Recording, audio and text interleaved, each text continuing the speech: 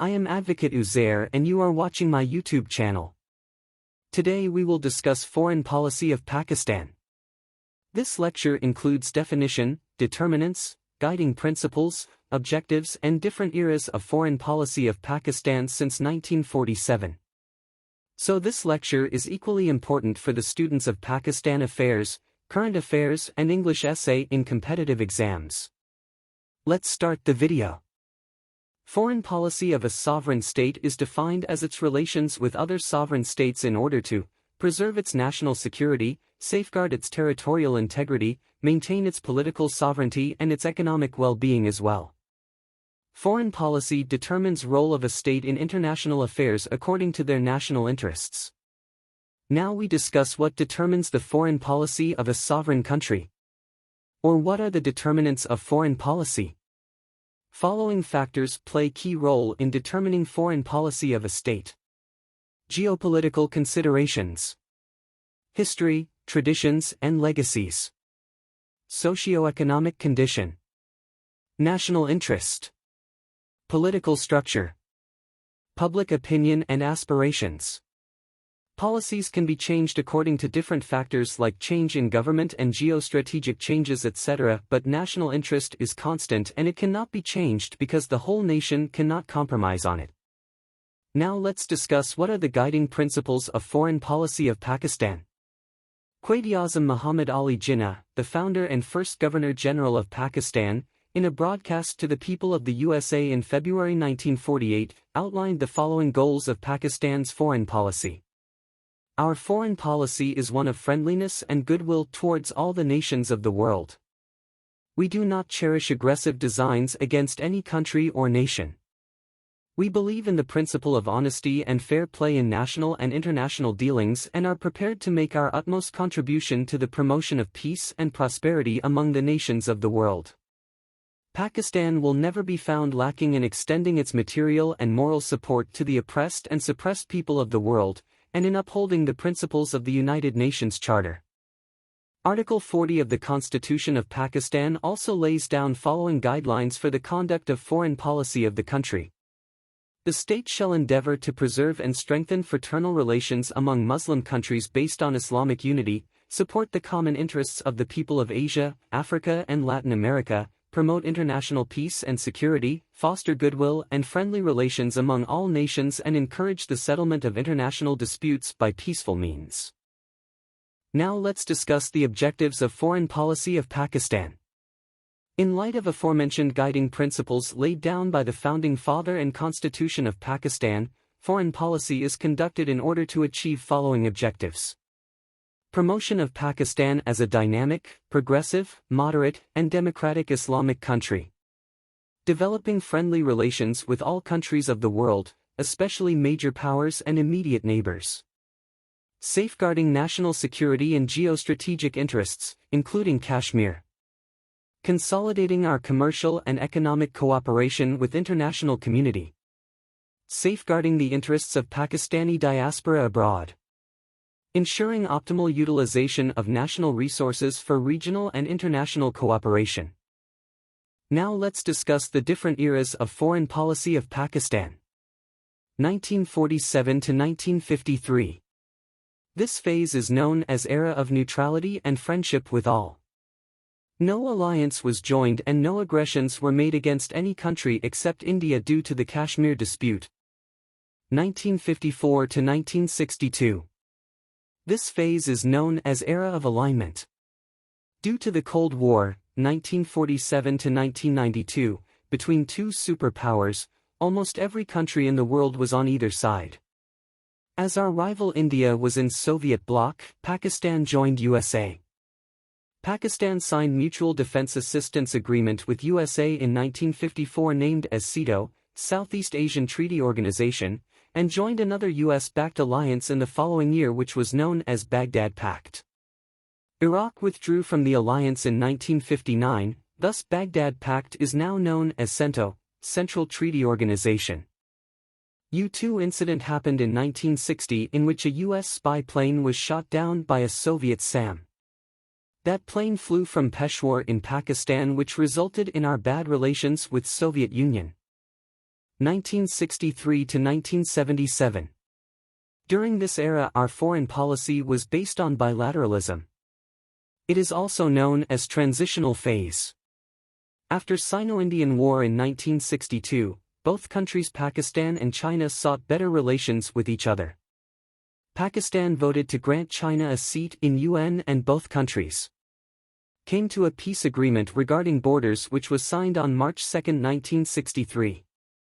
Pakistan joined RCD, Regional Cooperation for Development, along with Turkey and Iran. Chinese helped us during 1965 war against India. Issue between both parties was resolved by Tashkent Declaration on January 10, 1966 due to the mediation of Soviet Union. Thus we came closer to Soviet Union. Soviet Union helped us for Pakistan Steel Mills Karachi, which was founded on July 2, 1973. We joined OIC in 1969, which was formed after the provoked arson act against Al-Aqsa Mosque by radical Jewish. In this era, Bhutto factor remained prominent on foreign policy, which supported relations based on bilateralism. We can't forget Field Marshal Ayub Khan's book Friends, Not Masters, which was published in 1967.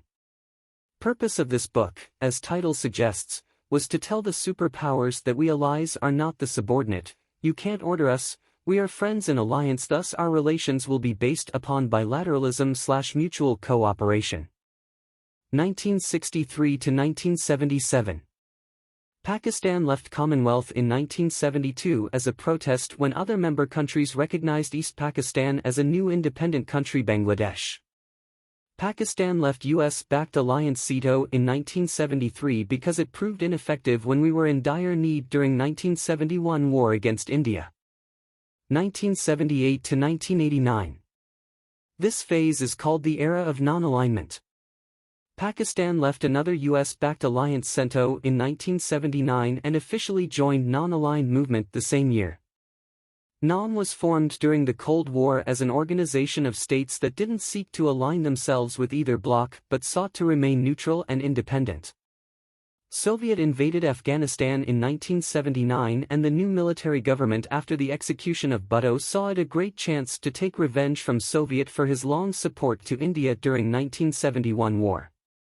Pakistan launched a covert operation by arming Mujahideen in Afghanistan in order to retaliate Soviet's aggression.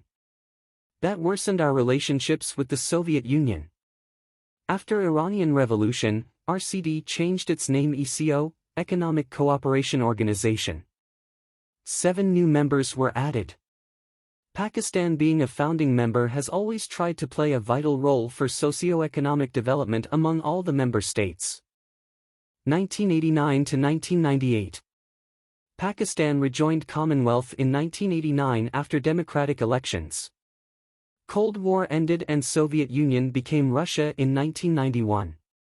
With the end of Cold War, when Pakistan was once again of no use to USA, they suspended our aid and imposed sanctions on us for nuclear experiments. Russians were already angry with us. Only China stood with us in these difficult times. Furthermore, due to rapid change in democratic governments during this era also didn't provide foreign policy a sufficient time to flourish, and it remained ineffective during this phase. 1999 onwards. This phase is known as Era of Multilateral Foreign Policy. In 1999, Nawaz Sharif, then PM of Pakistan, paid an important state visit to Russia in order to attempt warm relations between both countries, but no major breakthrough was made. Instead, Russia remained hostile towards Pakistan and vehemently criticized Pakistan for holding it responsible for the outbreak of 1999 Indo-Pak War. In the wake of 2001/9/11 attacks, Pakistan once again rose as an important ally of USA against Al-Qaeda due to its crucial strategic location. From then till now, Pakistan is considered as most important non-NATO ally. Pakistan's struggle against terrorism has led to Russia-Pakistan relations as well greatly improved. Pakistan has also decided to grant Russia access to Gwadar Port, a warm water seaport in Balochistan province of Pakistan. Russian PM paid a 3-day official visit to Pakistan in 2007. Russia had also publicly endorsed Pakistani bid to join SCO, Shanghai Cooperation Organization, which Pakistan joined on June 9, 2017. Pakistan's relations with China are of much importance regarding strategic, defense and economic agreements. CPC is the best example. In an article of Economist, a renowned journal, it was written, "Threatened by India, betrayed by America, Pakistan casts a lovelorn eye at China." Now Pakistan is closer to China, USA, and Russia more than ever. Examples are joint military drills with Russia, CPC, Heavy Mechanical Complex Taxila, Kamra Aeronautical Complex and Pakistan Ordnance Factory, with the unprecedented collaboration of China and vital role of Pakistan in peace process between USA and Afghanistan.